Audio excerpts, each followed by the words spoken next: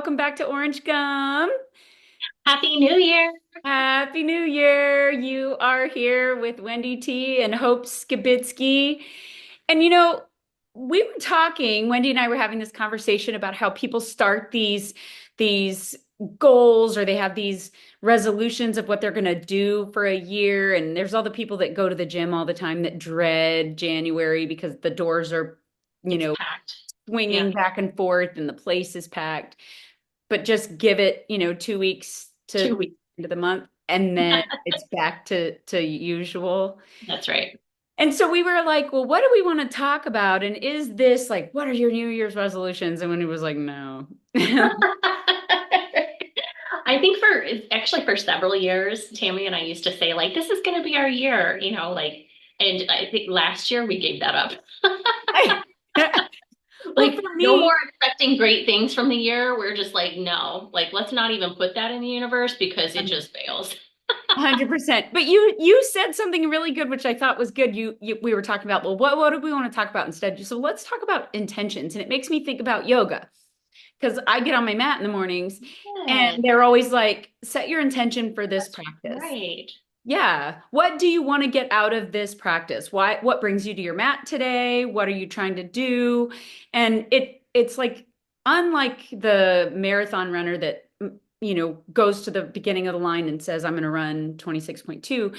It's that new marathon runner maybe that is saying I'm just going to get to the first water station and celebrate having gotten there, and then I'm going to have the intention of going toward healthy, right? I'm just going to.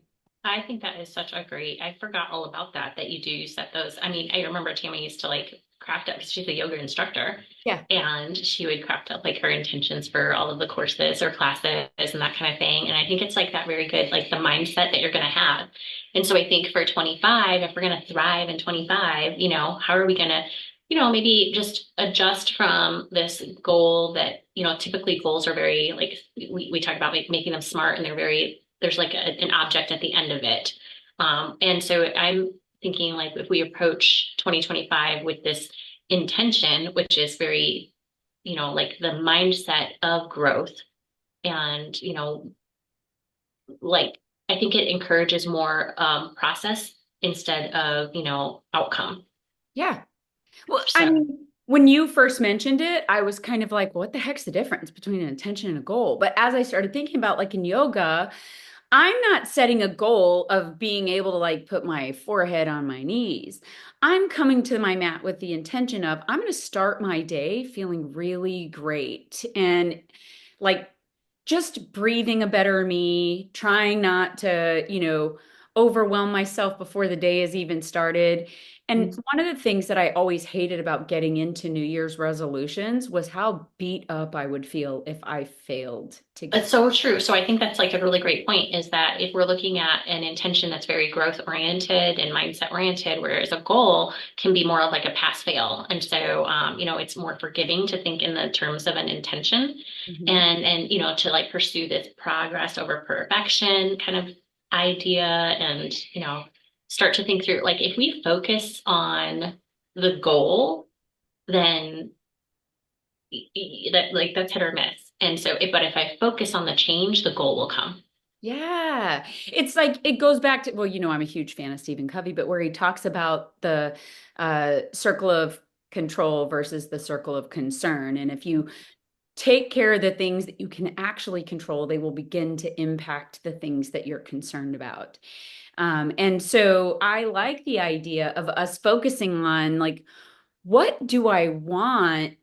Like just in general, I feel like I want to feel better. I feel like I want to be very intentional about making me a priority, right? And so my intention would be something that falls in line with that, and then I might take little chips at getting after that instead of having this gigantic, lofty, unreachable goal.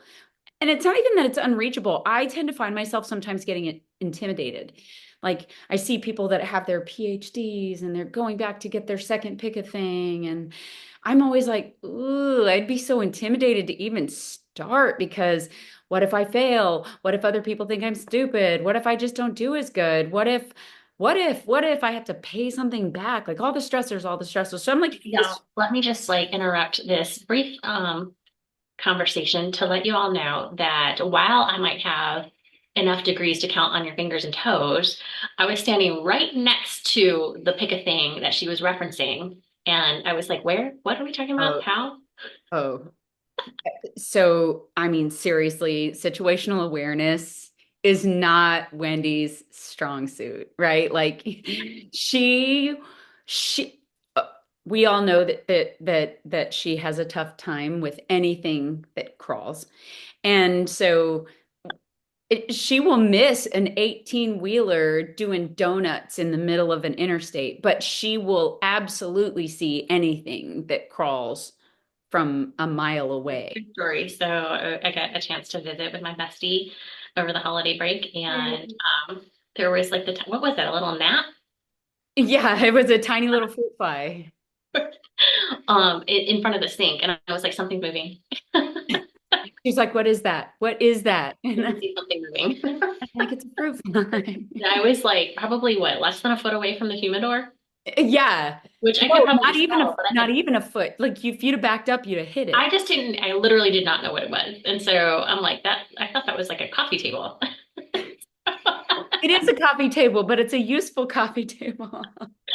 So I'm like, while I could spell the word humidor, I had no idea what it was. And so I'm like looking around for this thing that I I did don't know like what the I'm lady looking for. grab the cigars. She's like, "From where?" I'm like, "The humidor." She's like, "The what?" And I'm like, "The humidor. It's right there." And so I go do something. She goes, "What am I looking for?" And I'm like, "Wendy, like the humidor, turn backwards and reach. The thing you touch is the humidor." She goes, "Where?" I'm like, "OMG." I mean, it's pretty substantive sized too. No, but wait, it also has a glass top, so you can see the cigars in it. There's got to be like at least 200 cigars in there. So I was like, what? This is probably no less than an hour after the whole something's moving. Like, how do you not see it? Like, it's not small. The struggle is real. So anyhow, let's go back to the whole like let's be afraid to like learn something. To where I was. Sometimes I get so intimidated by big things or things that seem big to me that I will talk myself out of ever starting because I don't want to fail. I'm like, if I don't start it, then I don't have to face failing it. And what I like about intentions versus goals is I just have to have a general region of what I'm trying to get after instead of an exact thing that I could potentially fail at doing, which doesn't mean I'm not going to force myself to try something. It's that it's going to hopefully be less intimidating because I'm just heading in a direction. Yeah, I like that idea of, focus on the change. Hmm. Yeah. And so, Yeah. and I think that especially because so many people have health related ideas at the beginning of a year, like all these things always start like on a Monday or on the first or on a, Yeah. I think like when we talk about that mind body connection, it's very powerful. And especially as at least for like I am definitely, I'm the older of the two. So as the aging one, I think it's really important to kind of start getting better with that because I have to pay attention to it more. It's not as easy as it used to be. 100%. And my Wheezy, anybody that knows me, they know my Wheezy. So she's my sister. She had already had this in her mind, and I'm like, well, why is everybody smarter than me, right? So she said that next year is her year of learning.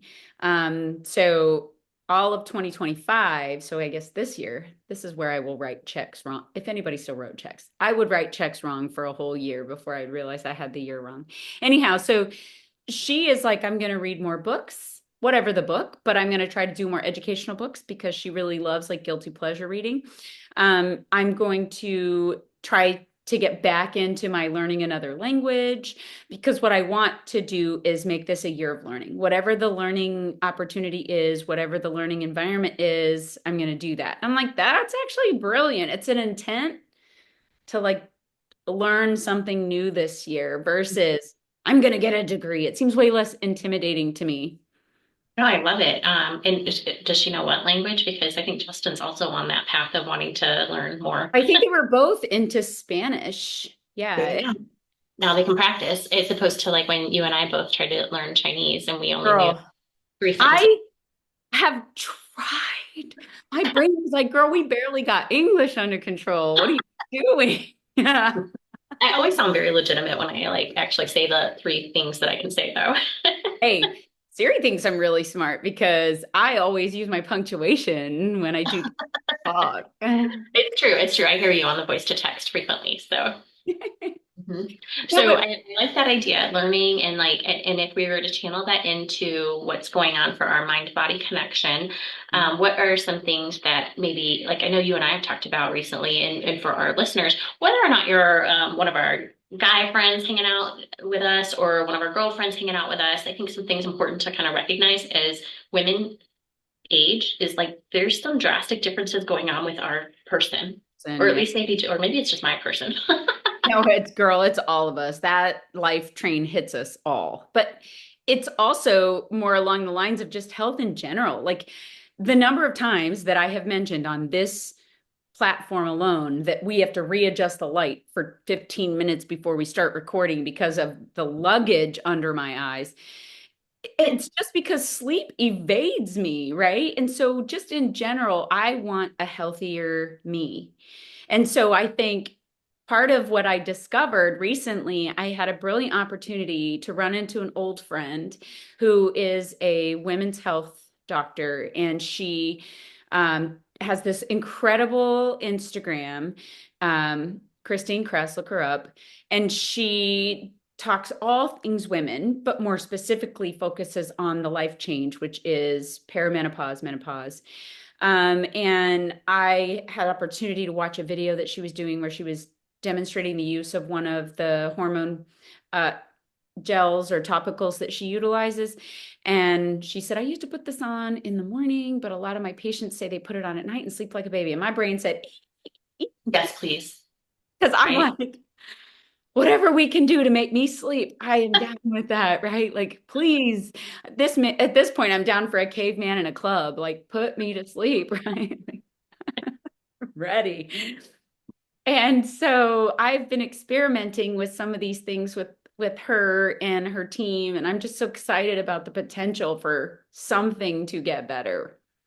That's true. I think so. I know when I was stationed up in DC, I felt like I was just sweating just on my head all the time. And I mean, I was in my earlier 40s then, and so I didn't think that it was anything related to like changes in my body. I just was like, what's going on with me that I'm like sweating all the time? And truth be told, when you're the only person who's talking about it, like it feels very abnormal. Yes. And so that was my first sign that like not like looking back on it that something was happening, you know. And then also, do you remember the ID picture? Yes. Yes. I legit had Hair. like absolutely losing hair on the top of my head. And so like I mean I use like a spray now. What is it, minoxidil and finasteride mixture. I've been using it for what, 2 or 3 years? It looks great. Like Yes. with substantively more hair now, but it's something like I had to adjust in my, like daily routine because when I saw that ID card picture and I was like, it's just like this straight white line across here. Like, Looks where did like my those hair go? 7-year-old girls that do piggy tails and they, Yes, yes. yeah. And so, except for it was horizontal. And so I was like, not something is just not okay with this. Like, and again, when I just thought like this is too early, you know?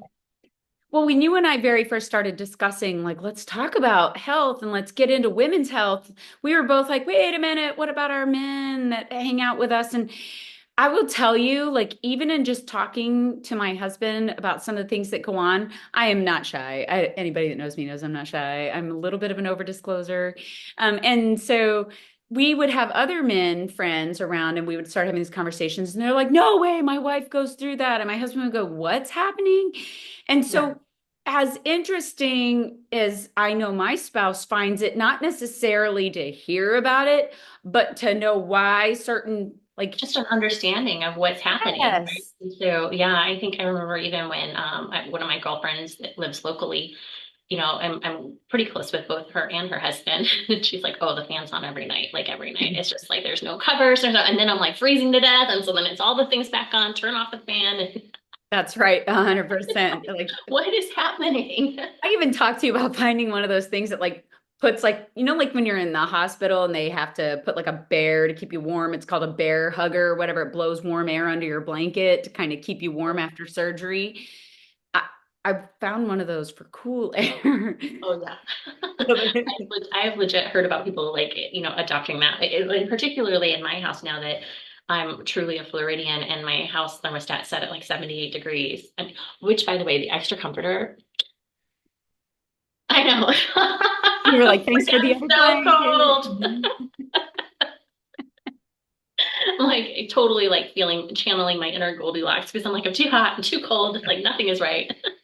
Wendy stayed with me and I put her up on an air mattress. And I know I get cold on those because the air runs through the bottom of it. So I put a blanket on the bottom. I gave her top sheet, bottom sheet, two blankets on the top. And she's like, I'm still cold. It's a problem. Like I never thought I would be that person, but after being here a year, I am now that cool. Yeah, So you're totally acclimated to the warm. So when we started this conversation, you said um, health, hormones, and trust your gut. And I was yeah. like, I definitely want to spend this year focused on a healthier me. And I hope other people have their own like intentions on what it is that they're after this year. But when we talk also about hormones, like it leads into a whole wider conversation of trust your gut. What do you mean by that? Well, okay, so Justin and I were talking about one of the books he recently read, and it had to do with like with all these things, but one of the things included our gut health. And so I like the idea of like trusting our instincts, but also like what is happening in Ah, our gut, right? And you and okay. I both are those people that are like, I want to know about your digestive issues. But legit, as we're talking about, the health path for this year, what is happening inside my body at the most fundamental level, which really starts there. And I know like that is definitely one of the topics that's more prevalent now. Yeah. But if we can start healing there, what does an intention look like? It's so funny because Justin and I are completely plant-based, right? And so we're mostly plant-based whole foods, but we do some processed foods when we're out and about or whatever. And it's funny because every time I tell people that we're plant-based, their very first question is, "Oh, how do you get your protein?" And I'm like, "Do you ever ask anybody else how they get their protein? Do you count how much protein you get? Because I guarantee you, I get more protein than most people I know." But everybody believes the only way you can get protein is through animal product, which is, I mean, so widely false. It's incredible. But it is. Like the Rebel cheese was just fantastic. Oh, If it was anybody so has good. Shout out to Rebel listened to, Cheese in that's Austin, right. you guys. Like, That's holy right. mackerel, have they figured out how to make some dairy-free cheeses? But if you want to take care of yourself, I mean, what you put in your person matters. I mean, so many of us drive these vehicles and then pay this astronomical amount of money for car detailing and everything, but just for every day for the fuel, you'll pick the medium and the higher because you're like, oh, I want to take care of the engine. But you'll put anything into your person, you know? Like, what are we doing? Like I nothing. mean, Lulu legit eats better than I do for sure. She does. She eats better than any of us. And then she's got her sneaky, like, surprise coffee table treats. Oh my gosh, I was just sharing that story not too long ago. I Magic. love, like, I get a guilty pleasure out of treating our animals, like, to give little treats to both of our animals. And so I started sneaking Lulu little treats and I would leave them on the coffee table. So now she goes over to the coffee table waiting for the treat to magically appear. She even now makes audible noises over there. Like, excuse me. So yeah, she lives a really good life and eats far superior foods to anybody I know. 100%. But to And your point, yeah, like there's a lot of junk coming in, and I mean, not in your house. Your house is very, very healthy. I try. Well, you got to take care of the human weapon system, right? Like, what is it that you're ingesting? What are you doing? And it's not like, and I hear a lot of people like YOLO or you got to die of something. Problem is that there's a lot of hurt that happens before die, especially if you're dying of something that's like caused by gut pain and headaches and swelling and inflammation, all kinds of other things. Like, it's not like whatever you ate kills you immediately. I mean, I guess sometimes that does happen. But But your point, like if I'm not really as focused on my health and what I'm putting in until I get to an age where it's all I can think about. Yes. And sometimes then it's so hard to course correct. Where I will tell you, Justin and I want for nothing. I mean, we eat nachos and all kinds of other things. We just m make sure that as many of the healthy things that we can incorporate, we do. And places where we can cut out saturated fats and all those other things we do. But like, I feel like I eat really well and I'm never hungry. Y'all, she does eat like a hostage. I mean, lick a plate clean for sure. So I do. but if we're setting an intention when it comes to like our gut health, what might that look like then? Would that be like, I mean, I think it would be like a goal would be like, I'm going to be vegan this year, you know? Oh, I think it should sound something like balanced lifestyles, not even a diet, it's balanced lifestyle. Like, are you making sure that you're taking in plenty of fiber? Are you bringing in green vegetables? And I know not everybody loves leafy greens, but there's other greens options. Are you trying to do things that sound like maybe have one less deep fried food a week? Anything that demonstrates that you're headed toward an intention that serves your gut better. I mean, I had a friend who ended up with diverticulitis, which any of you know what that is. It could be incredibly painful and even life-threatening. But it's where things that are running through your gut get trapped in these little bubbles on the external portions of your intestine, and it can create infection. And you could end up with staph, other things, who knows, whatever. But I didn't know until I had my first colonoscopy. Yes, here we are with me being an overdisclosure, that I have diverticula that are, slightly larger than other people's. And so I'm like, thank goodness I eat better because I run a higher risk of diverticulitis or other things like that than some people might. Hmm. I mean, I know one of my good friends has had a couple of surgeries now for diverticulitis, and his health is he struggles, you know, like but all in all, the second and third order effects from where he is now are it just it has really impacted his quality of life. Yeah. And then So you've I got think to like have, when you're oh, I'm sorry, honey, go ahead. I stepped right on you. the intention for when I'm thinking about gut health, like for me, probably would be like instead of this, you know, I'm not going to eat potato chips because like that just seems unreasonable. Unrealistic. Both of us. I think, you know, what else can I add that is like good nourishment for my body? And maybe as I'm like filling up on some of those like really good things, I'll just want less of the other things, you That's right. know?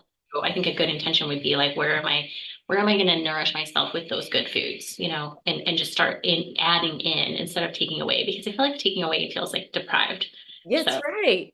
I mean, um, I have started doing things like using avocados and black beans to make brownies because Justin is a very big sweet tooth. And people are like, avocados and black beans, but don't knock until you try it. Because I'm telling you, oftentimes I'll make a thing and before I even tell him what's in it, he's like, this is really good. What is this? Right. And so um, there are substitutes and ways that you can still enjoy a thing that you really love, but do it in a better way. yeah, I think I keep seeing those little like segments that show like, oh, because I'm a member of Thrive Market. Ah, And so I keep seeing their little ad that says, you know, in the EU, there's like 300 things that can be added to foods. And in the US, there's 10,000. Gary. Yeah. So real quick, I do want to circle back on some other things that people might experience so that they don't feel like quite alone. And then you can just feel free being the I might be older and wiser, but you are far superior when it comes to medical knowledge. So you can tell me if this is just a me thing or if this is a we thing. Probably a we thing. I'm a hot mess. Go We ahead. should have tested this out before I over disclose. But, you know, like one thing, so I wake up in the morning and my vision is all blurry, and that can be a symptom of Sure. perimenopause that I did not know. Yeah. And what was the other thing? Oh my gosh, if I'm breathing in, it feels like I'm at altitude. And so like that is another one that I was not familiar with. Like if you're breathing in deeply, you feel like you're not getting as much oxygen as you used to. So as estrogen levels drop, your lungs get like a heavier coating on them, and it can feel like that. So I have not heard the explanation why, but I have heard that that's a symptom. Just Yeah. like brain fog. I always thought I've been joking for the last 10 years, probably telling people, oh, I have the early stages of dementia. No, but it's a real thing. Like perimenopause, menopause can cause you to start like having like a foggier memory. You're not just at the time where you're standing in front of the fridge going, I don't know what to eat, or standing in front of the cupboard and going, I don't know what I came in here for. But there's like legit, I'll be smack dab in the middle of a sentence and the thought disappears. Falls out of my brain. Yeah, I'm like, I can't even finish my thought. I don't know where it went.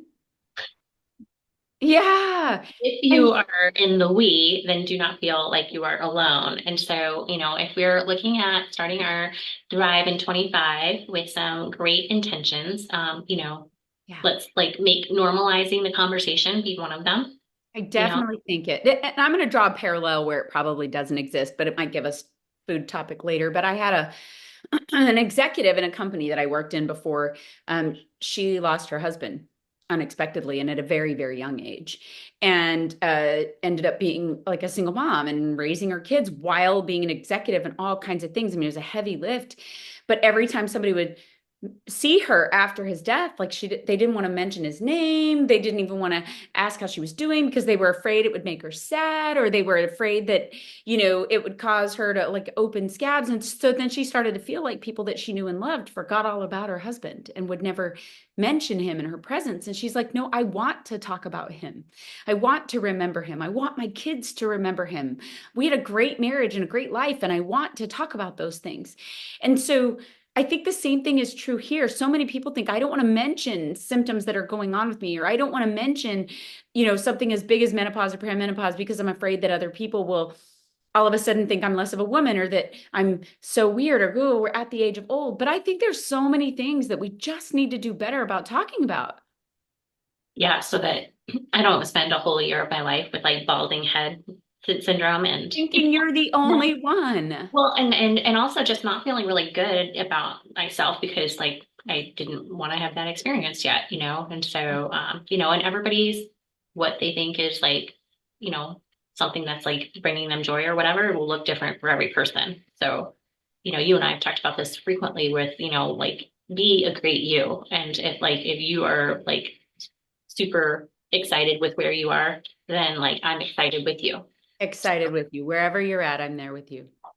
So I definitely think we need to keep this conversation going. And you and I both know that Christine has agreed to come on the show with us and talk Yep, yep. about it. So we're definitely going to get into that. But I think we're running near the end of our commute here today. Yeah, so I hope like for all of our listeners, send us a note and tell us what your intentions look like for this year, what things you're kind of focused on, and give me some expand my idea pool for the things that I might want to focus on, and we'll keep encouraging each other on this Thrive in 25 plan.